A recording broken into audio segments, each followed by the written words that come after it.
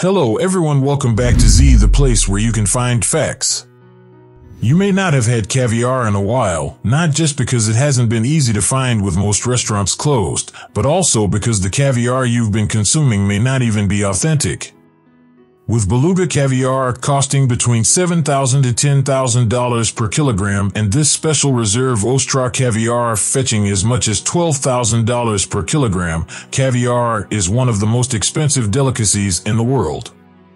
There are, of course, more affordable options available, but it's by no means a cheap commodity, and with a limited shelf life, caviar really is a bit of a splurge, but not one that we mind making occasionally. First, let's explore the delicacy's history. Before luxuries like champagne and raw oysters were regarded as delicacies, the name caviar has Persian roots called kamyar, which approximately translates as cake of power.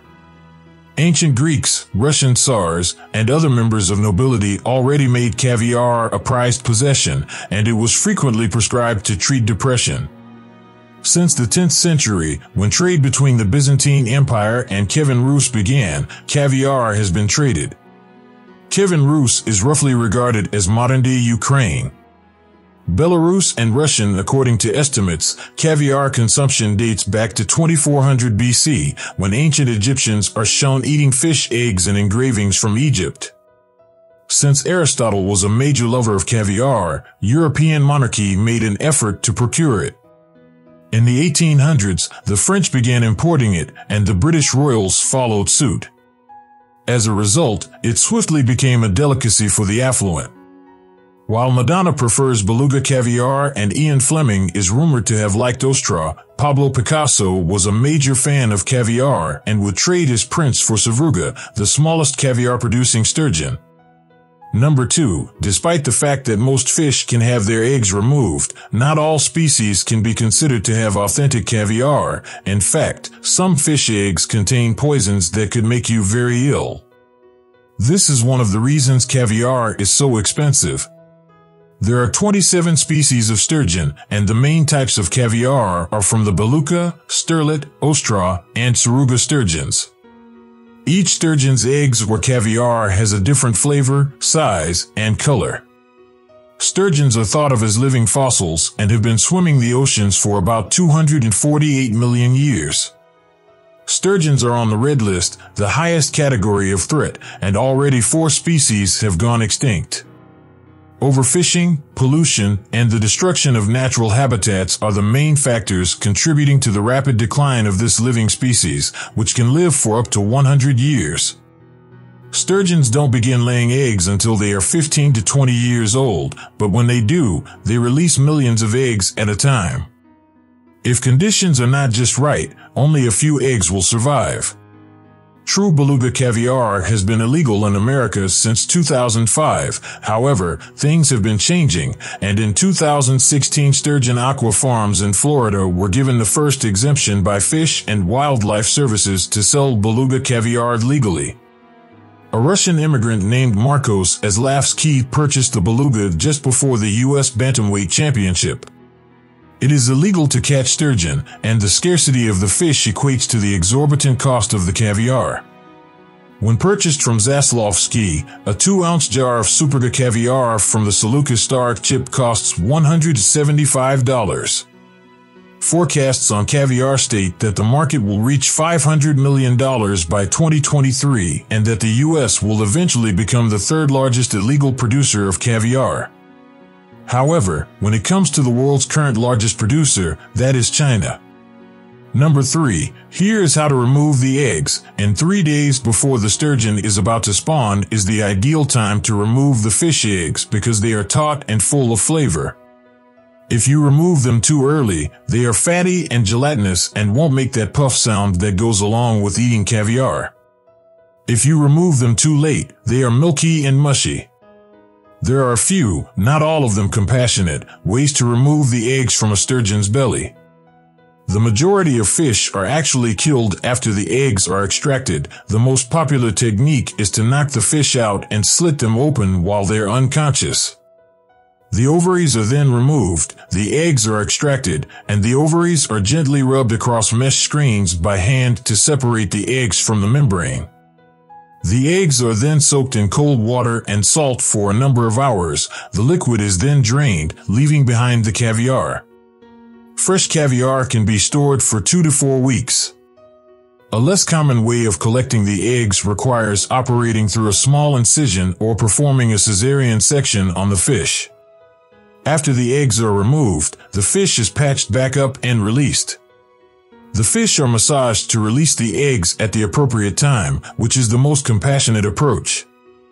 To initially determine whether the eggs are prepared for removal, ultrasounds are utilized. With great effectiveness, this approach has been employed in Germany to induce labor in the fish and gently pump the eggs out of the body. Number 4. Each sturgeon's egg is graded 1 or 2 caviar, which is how you can recognize the difference between the different types of caviar.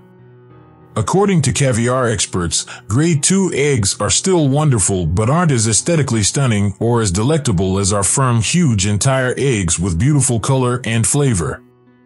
The caviar beluga's flavor is unaffected by the preference for lighter colors over darker ones. The rarest caviar is reported to be white caviar, which comes from an albino sturgeon. Only 1 in 1,000 sturgeon are albinos, and the resulting caviar has a pale daffodil creamy off-white color, also known as cygnus. You may purchase dried albino caviar blended with gold flakes for about $51,000 per pound, and the flavor is expected to be silky and buttery. You might be able to sample some of this magnificent, rare caviar at one of the top 10 most expensive restaurants in the world. Number 5. The process is time-consuming and requires professionals. There are many nuances that only sturgeon farmers and experts will be aware of. For instance, caviar graders need to have excellent hearing because when you rub the fish eggs together, there is a slight friction that can be difficult, and the sound of excellent caviar makes a noise.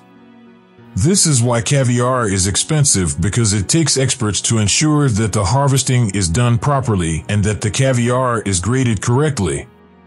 You also need space for fish farms, expensive licenses, and well to produce high-end caviar. Producers must possess specialized knowledge because there is a delicate balance between achieving the ideal flavor and maintaining the items for transportation.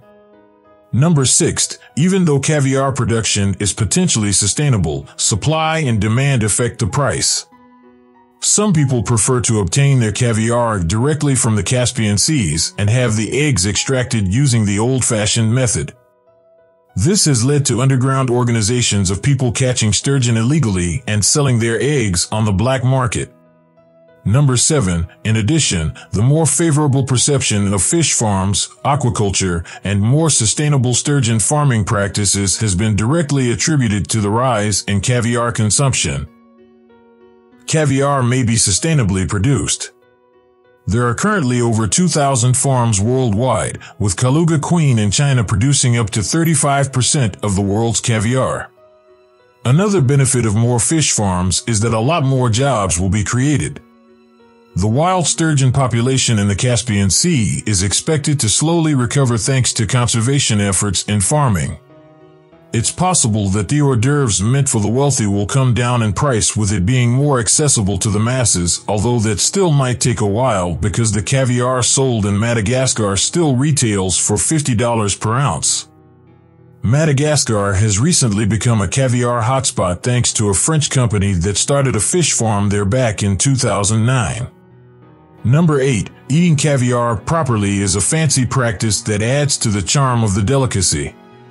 Caviar is always served cold, and it's advised to use a spoon made from crystal bone or mother of pearl because a normal metal spoon is set to change the flavor, so if you're going to do it properly, make sure you set aside a small budget. Other delicious ways to enjoy caviar include on buckwheat pancakes with sour cream, thin buttered toast with creme fraiche, or even with small potatoes like they do in Eastern Europe. Number 9. Let's debunk some misconceptions regarding eating caviar. Number 1. The ideal parents are caviar and champagne. It has actually been demonstrated that ASA vodka is the ideal beverage to serve with caviar. Vodka is a considerably superior palate cleanser between bites than champagne ever was. Myth number 2, you shouldn't chew caviar because your teeth don't taste anything and your nasopharynx may absorb a lot of flavor. Instead, use your tongue to experience the texture and flavor of the beads. Myth number 3, contrary to popular belief, caviar is actually said to taste best when served warm. Ice cold, therefore it should be kept in the refrigerator's coldest compartment or, if you have a larger tin, on ice. Number 10, Annual National Caviar Day in America, July 18th is designated as National Caviar Day. This holiday aims to raise awareness of the situation of the sturgeon as well as to promote the consumption of fair trade caviar. Finally, we have reached the end of our list. Do you like caviar? Have you had beluga caviar before? Comment below with your predictions for the future of caviar in your nation, and as a reward for staying with us to the very end, enjoy your bonus. If you enjoy sushi, chances are you've had the delectable tiny orange balls on top of your favorite rolls at your favorite restaurant.